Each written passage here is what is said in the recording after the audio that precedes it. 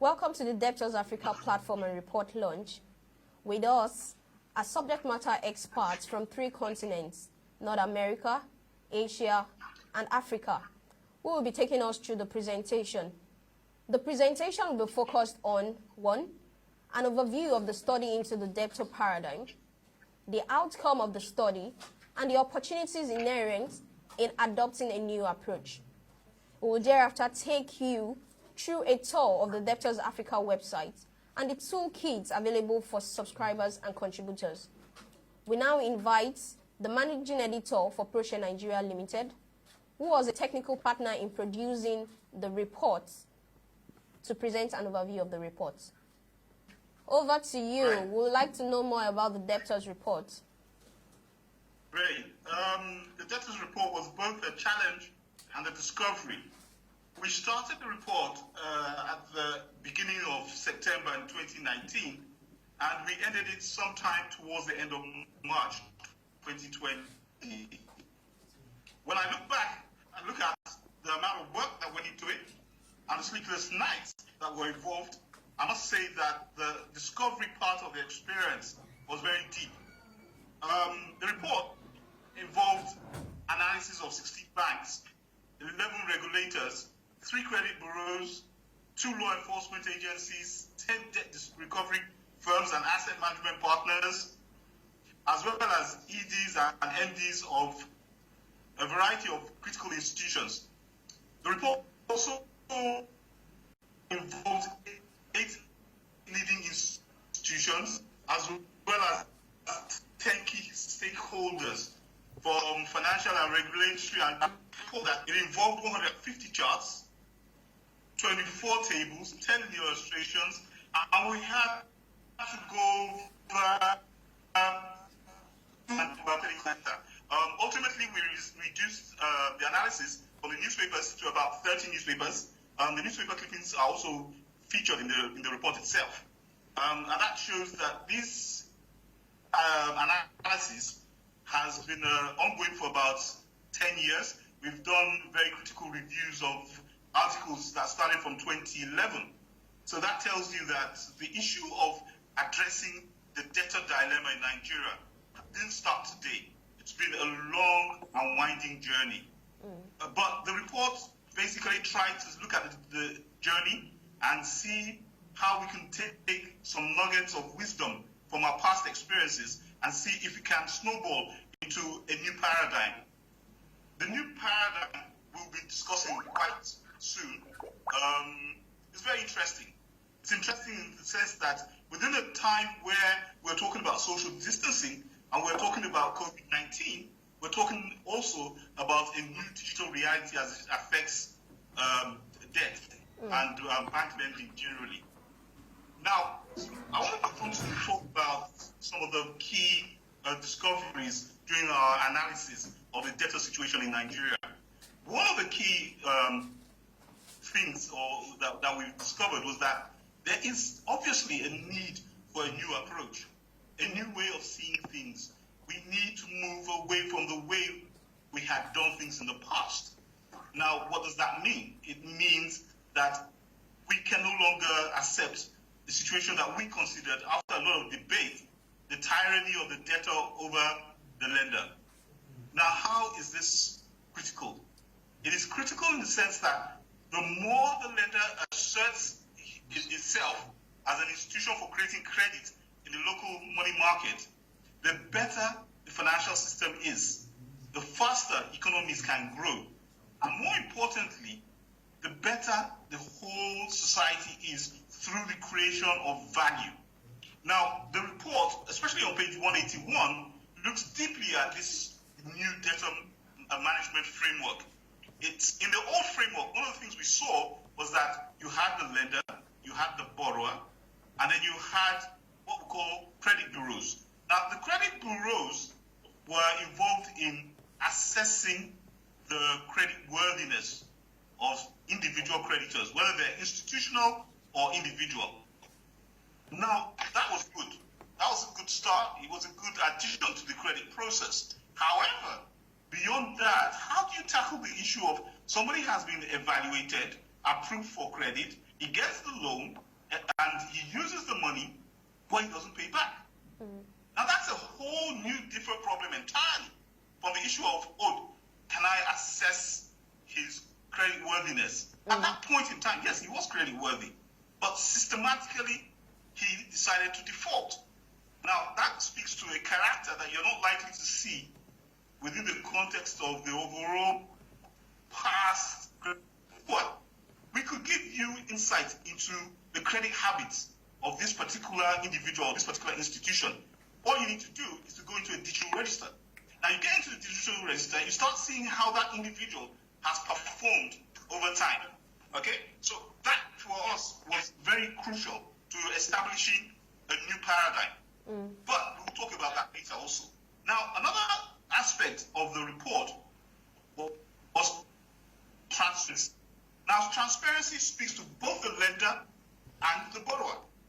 Because is the lender transparent when he provides credit? And if he is, can he ascertain that the person he's given the credit to is transparent in his transactions? Yeah, one of the major problems that the credit system has had hitherto has been the issue of transparency. Transparency on the part of the lender and transparency on the part of the borrower. There has been a dominance of the debtor or the borrower over the lender. Because the borrower knows his or their intention concerning a loan. The lender doesn't. And we now discovered that there is a need for us to do scenario analysis and decide what aspect of the lending process becomes critical for decision making. Now let me put it simply as I can. What we did was to develop a quadrant. And in this quadrant, what we said was that, look, we need a transparency quadrant. And this transparency quadrant addresses the issue of whether a debtor will default, whether he will not default or she will not default. And then what we did is this. We looked at willingness and ability. Those are the two key things. Now, you could have a debtor that has ability but doesn't have willingness to pay back. You could have a debtor who does not have ability but has willingness to pay back. You could have a debtor who does not have ability and also does not have willingness to pay back. Now, these are critical issues. In the debtors report, what we decided was that, look, once you have ability and you have willingness, we don't have a problem with you. That's not a problem at all to the lender. And we also said, okay, supposing you had willingness, but you have inability. Maybe, for instance, a COVID-19 happens. It's an unusual event. It's a black swan.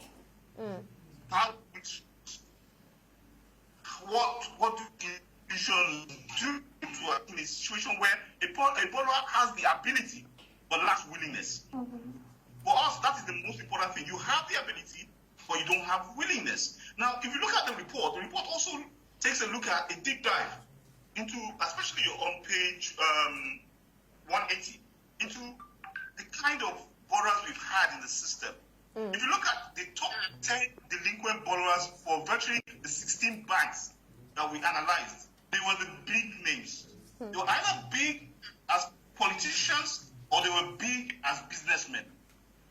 And the issue now became, hey, if these guys have capacity, what is the problem with willingness?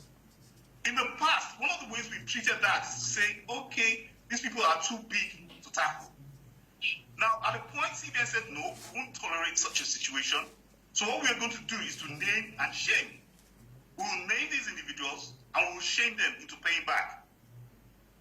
Their names were published in newspapers and their names were broadcast over digital, non-digital means like the televisions and radio sets. But over the past 10 years, we found out that it hasn't really worked. The Nigerian elite has developed some sort of a thick skin about naming or even shaming. So if that doesn't work, do we fold our hands and just throw our hands up and say, you know what, that's it, we can't do anything about it? Well, in the process of writing our report, we decided that no, perhaps there is something we can do about it. Let's identify why naming and shaming doesn't work. So in the report, we do an analysis I say, well, naming and shaming may not be the way to go, because, I mean, how do you shame a man who's shameless? Or how do you shame a woman who's shameless? She doesn't have a sense, or he doesn't have a sense of shame in the first place. So those platforms and methods may not work. We were commissioned by Debtors Africa to write this report. But interestingly for us in Proshare is that over time, over the past 2 to 3 years, we've noted that some individuals have actually come to the company and requested that we remove their names online. We weren't mentioned as debtors. They were just simply mentioned as people who had challenges financially. A couple of individuals have come severally to say that, okay, this story is old, it's 11 years old, but it's affecting our businesses. We said, hey, wait a minute. This story, we had even forgotten that we wrote the story, but it's still having impact on people's ability to borrow money, people's ability to enter into partnerships, people's ability to move on with their businesses, to grow those businesses, to scale them up. We said, there seems to be something here. If individuals realize that the digital platform is a powerful tool for ensuring that they cannot go on with their businesses or expand their businesses, or they could not access credit because of an article that had been written in the past, then there seems to be a window of at least showing that control can be placed on their decisions concerning not respecting loan contracts. So what did we do? We said, okay, fine, this is an interesting aspect of the business. Debtors Africa came in and said, you know what? This discussion you're having could really be translated into a platform that could compel through suasion borrowers. And we're talking about delinquent borrowers. We're not talking necessarily about those borrowers who, like I said, they have a capacity and they have a willingness to pay. Or those borrowers who have a willingness but do not have a capacity. These are not the problem. These are not the problem borrowers. The problem borrowers are those who have capacity but they still don't want to pay. So it's a character problem. So we said, okay, fine. Since we found out that some of them are scared about having a record that frustrates their ability to grow their businesses, let's turn this into a tool. Because what we're emphasizing now is a toolkit to ensure that these debtors are permanently digitally recognized and their bad behavior, good behavior is reflected in the digital register. Okay, just quick one before we dive into the tour of the platform right now. Can you quickly give us your findings and opinion on the concern about public disclosure of delinquent debtors' name, and as it relates to the breach of privacy and consumer protection laws? What were your findings, and what's your opinion regarding that? Okay, great. That's a great question, Grace. That's really a great question. Now, let me just put it in this context. If you allow greater privacy in the system, there's a tendency for what economists prefer to call asymmetric information. What it means that is basically, it's a big word that is very simple actually. It means that two sets of people doing business together have two types of information. The lender has one set of information, and then the borrower has another set of information. More often than not, the borrower's information is superior to that of the lender. Because the borrower knows the business, he knows the state of the business, and the lender does not. Okay? So when you allow privacy, you increase the cost to the system. Because the lender does not know the risk he's carrying. At any particular point in time, his risk assessment is not dynamic enough to understand what the lender and what the borrower is doing. So that's one aspect of privacy. Do you allow a borrower to keep his affairs private or secret? Well, that was a major issue with the report, and we discussed with at least 10 legal advisors or specialists, and the general opinion is that the borrower has a right to privacy to the extent that he does not default on his loan. Now, when he defaults on his loan, he therefore has waived the right to enjoy privacy in terms of disclosure of the status of the debt. Like AMCON had to pay 1.7 trillion to bail out 2010. The face value of that amount currently 6 trillion naira. Granted, AMCON has built a sinking fund to the tune of 1.1 trillion naira, which means that we're not doing badly by banks actually taking a portion of their asset size and putting it into a sinking fund. But it is not that it's not coming from repaying. It's coming from profits. I'm studying this. There are recoveries. That's what the problem is. The system still, as it is today, does not make the adequate recoveries to build in integrity into the borrowing process. When the process still has required tweaking.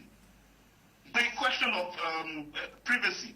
I want to I want to point in favor of what has been done in the United States.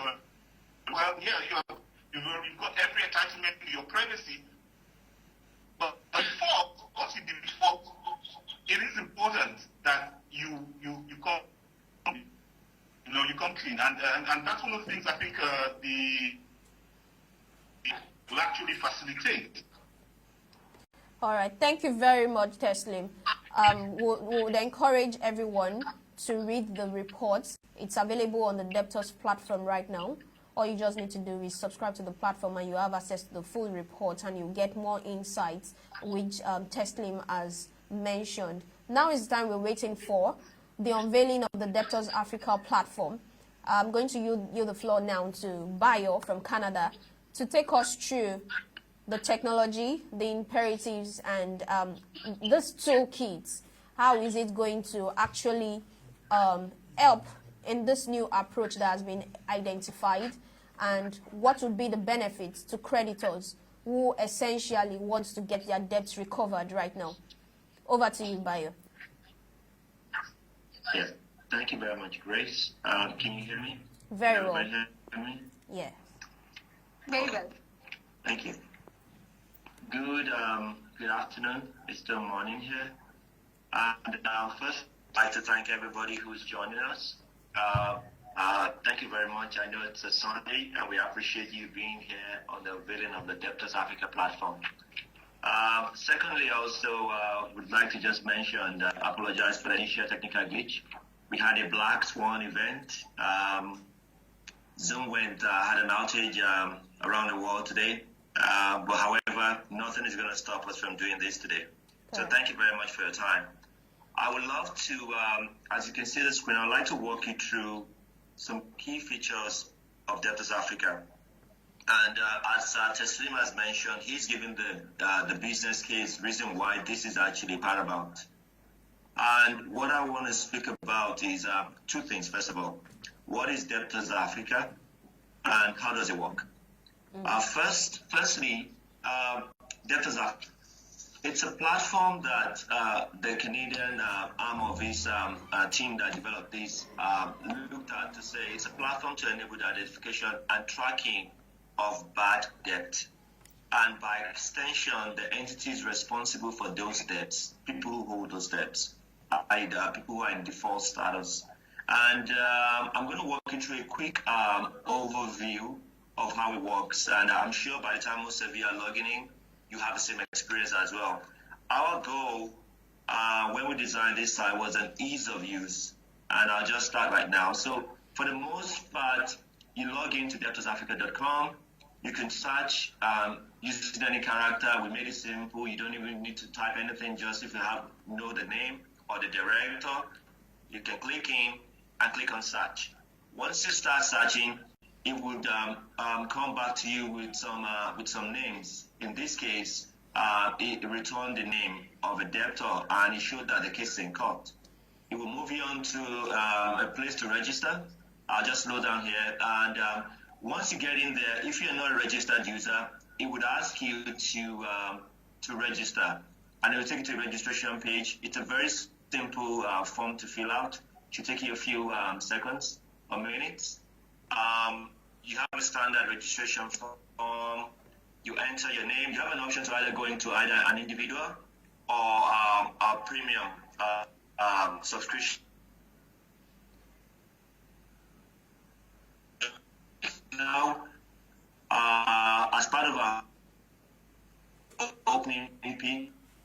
we're making everything free for everybody to have it, use and enjoy it. Our user today is Mr. James Bond. Obviously, we or anybody. You put in your email address, which is important for us, and also the number. And some time, you put in your address. And for the funds are Manchester there by default. So access the address, and that's all. You go into, and then finally you click on this. I'm not a robot, and you're good to go. And then see this was a wonderful report that Tesla mentioned earlier. I believe that's just the first way to go in there and looking. Once you've now logged in right now, it allows you to get into the back end of a website. You can start searching. You can start seeing more information about the debt position and get into the site to see what's. So now the second item I'm going to speak about right now is so you've logged in, you've registered, so what? The way the site was designed was around two things. We wanted to have a platform, a subscriber-facing portal that was easy to use. And my colleague, Yuri, who is in Canada with me as well, think more around those areas. But we had two things in mind. Simplified subscriber-facing portal that is easy to use, and also a very sophisticated backend. What this backend does is to provide financial institutions with the ability for more additional information, for them to get more insights into the debtors, to understand the status of the debt, what is happening. So I'm going to give you an example right now of what it's like. Once you log in,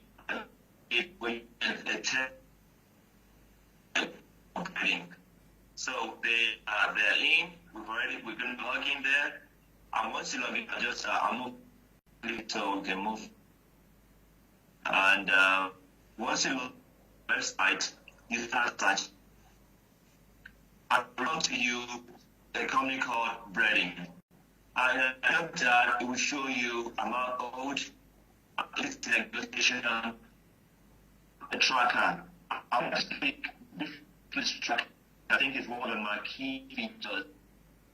The two a bit of machine learning built into it, ability to understand what action and it's related to this debt. Is it in a court case? What are the other additional information required about the debt? Also, we also have a way to link directors. However, if the director is owing in different areas, we have a way of actually knowing if this director has also been on a board or a company that also owns somewhere else. So we have we can see the if you click on I'll further information. I'll pause to show, has there been repayment in the past? It will let you know. Are there any court cases right now that are pending? It will let you know about that as well. Also, it gives you an idea about the directors, and what is interesting here, apparently, is also a director on 3, actually also owing. This ability that it's just on. And the power of this tool is that it allows to pull in information from various sources and ensure there's a holistic what exactly is happening. And finally, I'll go through the last case in terms of contributors, people who are contributing to this right now. What do they get right now? I'll go there. So in the back office, we have a lot of information as well. We share. There's a lot of detail built into this. There's a lot of data points. We have decided that the best approach to start tracking things is also being able to identify patterns. because patterns tells you a lot about people's behavior, anticipates their actions as well. So we have a back office that allows you to review massive amounts of data and make sense of them as well. So these are areas, these are additional features that are in the tool to allow the contributors to see more. Now, contributors are going to be more in the financial sector, but also in the front end, my colleague Reshu from the Indian office, she'll speak more about the subscriber, what are the benefits right now. And I'll move on to, I'm going to speak now right now about what are the other features we're going to be showing right now on the Debtors platform. So just give me a second while I move over and I share with you this information right now. One of the features I wanted to talk about are some of the key features we have on this tool from the contributor side. We wanted to let you know that we have an automated way of giving profile updates notification, and I'm going to give my colleague Yuri a few minutes to just quickly walk through some of the key features there, and just walk us through why this is a different and a game changer in the market today. Yuri, please. Good morning, everybody, and good afternoon, Nigeria. So I would like to start with the profiling of the delinquent debtors. So the solution is built in such a way that if a director of a company is actually, or if his company is has a multiple account in different banks, and that particular bank is actually owing as well. So we have a way of linking all the debt to one single profile. Take, for example, let's say we have Red Inc. With an account with Zenith Bank, for example, and the same Red Inc. as well as an account in UBA. If the account in UBA, if it's delinquent or there has a bad debt there, and also probably they're able to manipulate the system and they're able to secure a loan or a security with UBA, we have a way of linking those two debts together, and also link all the directors that are involved in that transaction together. So in that way, we're able to see from testing point in the integrity of the people behind the company, and not only that, the integrity behind the company that is also seeking the loan. So we've done this in a way that we're able to track all the transactions done so far. Not only that, let's say, for example, there have been, at some point in time, debt goes bad and they've been in court. We've tried as much as possible to do it in such a way that we can link all necessary documents, let's say legal documents, repayment documents, and link all of them together and track them. And this is quite important because let's say we have a prospective entity that want to do business with that company. Let's say we have a prospective company offshore that want to do business with that specific company. These two afford them the ability to actually check the history, not credit history right now, but the debt history of not only the company, but also the individual, the sponsors of that company can see the debt history and to see if this particular gentleman or this particular company has an integrity, so to say, when it comes to the issue of, finance. And that is very, very key for us in the sense that we notice that these has been the normal norms all over, especially in Nigeria. I'll move slightly over to issue of data privacy. We understand the fact that security and data privacy is a big deal. So right from day one, when developing this platform, we ensure that issue around data privacy is taken care of. Let's, for example, you will notice that and all the information that in the public space, when you log in or once you log in, are information that you already have. There is no information like a PII information or PHI information or information that can cause harm to either the director themselves or to the company itself. For example, RC number is something I think anybody can get in Nigeria. You know, people who have a plaque in their office and show the RC number. Some people even put the RC number on the complimentary pack. However, we've got a step further, not to even show that. But however, those information are critical for us to have as part of the information. So when it comes to the issue of data privacy, we ensure that we do not only implement a ministerial version of the GDPR, but also the Nigerian version of data privacy and compliance.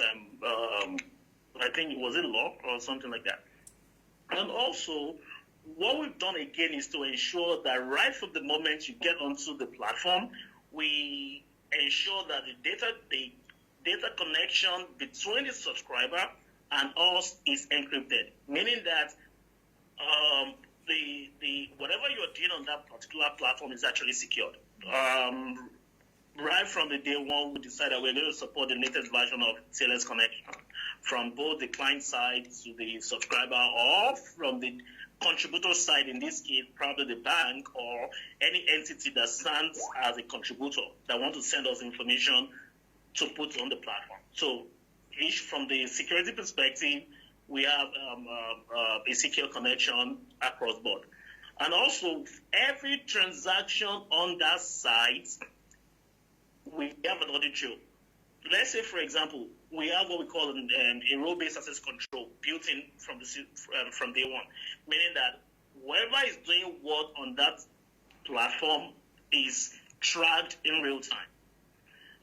Let's say, for example, we have a request from the bank that they want to update a particular transaction.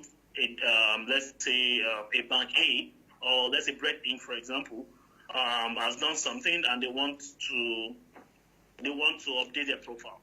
We built it in such a way that the contributor operator needs to send an approval request to his boss, and his boss will actually approve that transaction before we allow that particular transaction to get onto our platform. The reason why that is important is that because we do not want any non-reputation issues, meaning that how do we get this information in the first place? Who approved this information? We can track up to the point of when someone actually logged on onto that platform. And also, this solution is built in such a way that there's a lot of machine learning and AI involved, a lot of intelligence involved in this report, or on this particular platform. And one of the interesting things is that we've been able to segment delinquent debtors by sectors, and also we've done it in such a way that we can actually predict what is going on that side. We can actually predict. We can use the pattern to predict if a typical loan can become delinquent or not, based on the set of data that we currently have right now on the platform. So all of this put together afford us to do a lot of predictive analysis in terms of what is the probability of a debt becoming delinquent, or what is the probability of a debt becoming bad. That is just a short overview of some of the key features we have on the site. Now, I want to Ratio, who has been part of many development initiatives geared towards solving problems in the Nigerian financial landscape, to share with us how users and contributors can benefit from using this platform. Essentially, the platform is one that is really valuable, and we want people to see now how valuable this platform will be to them. Over to you, Ratio. Okay, Bayo, can you please just share this presentation so that, though you have covered most of the aspect, but then I would just like to show the users that how this platform is so easy for them, just to subscribe, and then what are the benefits of the platform. I'm sharing the screen right now, Ratio. Yeah, sure, Bayo. Okay, so basically, the first thing in our mind before the development was like, we have to keep the site very user friendly. So first of all, since it's a subscription based portal, and we have tried to make the subscription in just 7 steps, you will be able to subscribe to the platform very easily. You will just have a simple form, as bio has shown, just basic details needs to be filled. But one thing which is a little bit different is like whether you are an individual subscriber or a corporate subscriber. So if you have a corporate account, if you are opting for the corporate account, then you can add more number of users to the portal. And then apart from that, just basic information like email, address. When you key in the information, you will receive the email, and then just click on the link on the email, and then you are there and you can subscribe to the platform. That's so easy to subscribe to the platform. Now moving on to the direct benefits which the subscribers will get from this platform is like, the kind of, the data mining features which we have tried to inbuilt in the platform. So basically you can try, to search from various criterias, like for example, you can search like from the name of the company or the name of an individual or the name of any particular director. If you want to search like between the dates, like, okay, between 2 particular dates, like you want to search the dates, or you want to just have a look about the sectoral information. So just for that particular sector, you will get to know that, okay, what all dates are there. So you can identify any of these fields while you are searching for any kind of bad debts. Now, for example, you chose that, okay, you want to have a look at the name of the company, and then you are searching. Once you have clicked on that search, you will get to know like more information about that particular debt. For example, what the amount of debt which is owed. Like, what are the type of loans? Like, what kind of loan is that? Like, has that loan been negotiated? And then if that loan is negotiated with the bank or any other institution, then what is the amount owed right now? So there are various other information which you will get when you will search for any particular information. Then apart from this, when we drill down to that, like, that information, there are even like, repayment information is also there.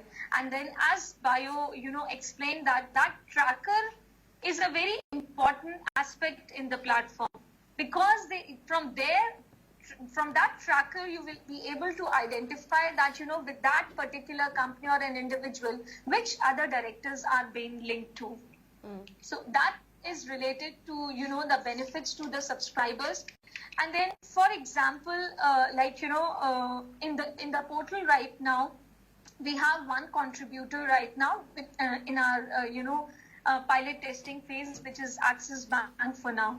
So we are already in touch with other contributors as well, who wants to publish their own debtors data to this platform. So even if you want to become the contributor, it's very easy. You just click on the contributors button, which is there on the home page. Once you click on that contributors button, just simply, just very few simple details you have to fill it. Like, what's the name, your corporate email ID, your website address, and then our executive will get back to you. So, and another feature I think which none of us spoke about is about the delisting also.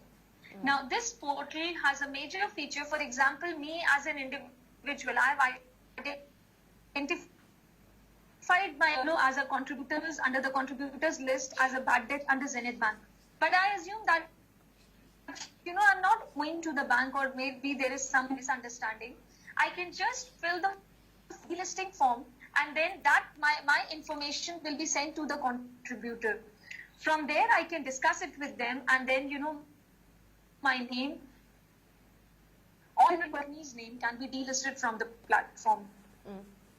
So I think that the benefits to the subscribers as well as the contributors.